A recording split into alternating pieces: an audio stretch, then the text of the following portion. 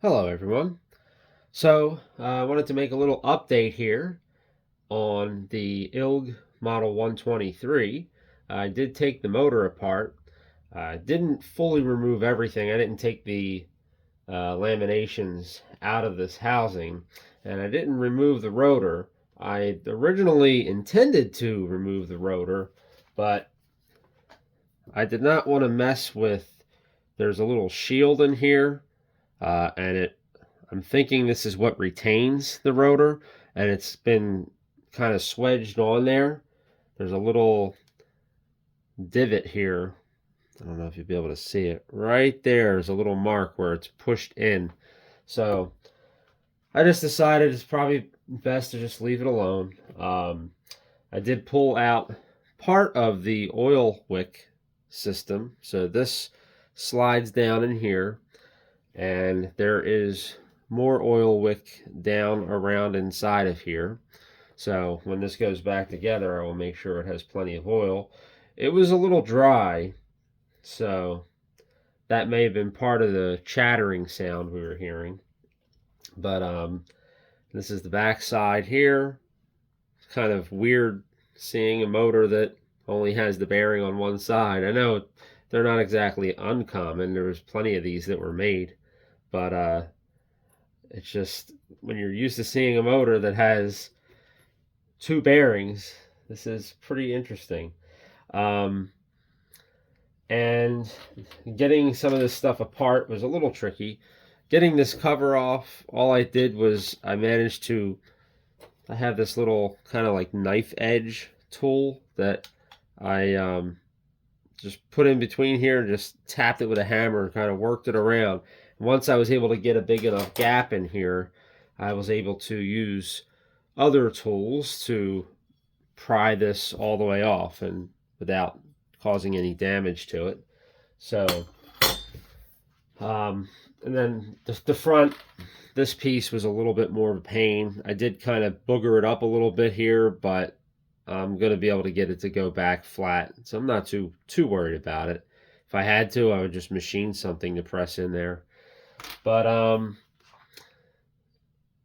the windings are copper. I wasn't sure if they would be copper or aluminum in this, since it's a good old GE, good enough motor. Uh, it's actually pretty solidly built. Everything in here looks nice. Everything, there was some buzzing in the beginning. When I first got the fan and plugged it in, it buzzed quite loudly. But I have revarnished the windings. I actually just let the motor run for a while and let it heat up. And then I just sprayed everything. With the spray varnish, I put one of those red straws that you get with like WD-40 or whatever, and really focused it and sprayed it nicely down inside of all of these coils. I got a little bit down around anything that I thought could be loose or could vibrate. Some of these laminations, some of them might have spread a little bit when I pulled that cover off. When I put it all back together, if there's any noise at all, I may just spray a little bit down inside of it. But anyway, I'm going to fire it up real quick. I have this set to half voltage. Got it running off a transformer just so it doesn't take off and roll. And it'll have a slightly slower acceleration startup. So here we go.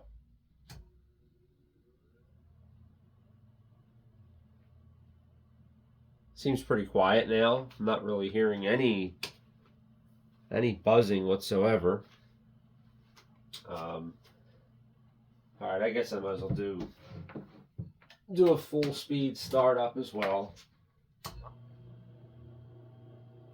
Definitely, that didn't roll as much as I expected.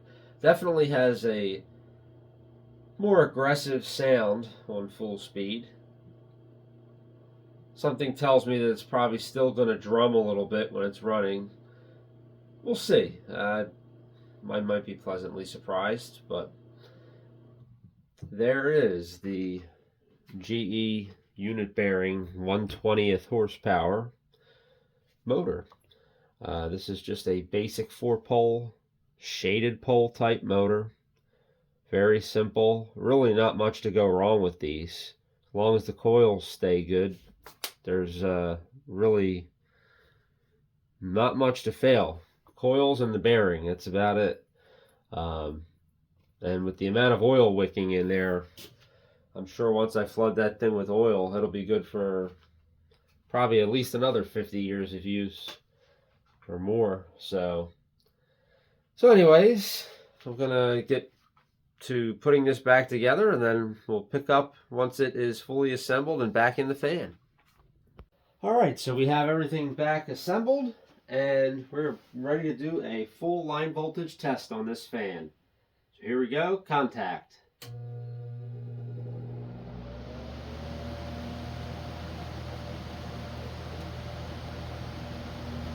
All right, I would say that sounds a lot better than it did before.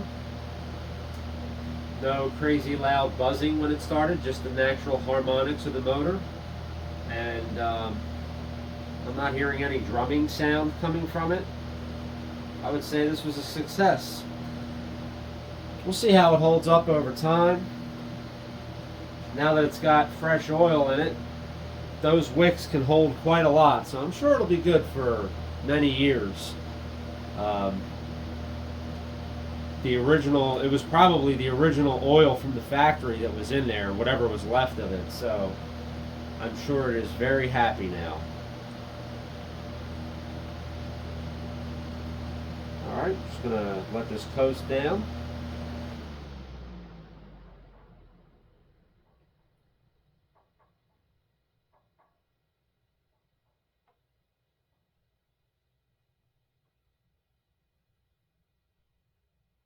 Alright, it's kind of funny, every time I fire one of these fans up in my little shop area here, there's always something hanging on the walls or whatever that starts blowing and making noise. And I'm always hoping that it doesn't pick up in the video, because I don't want all of you to think that it's the fan making those sounds.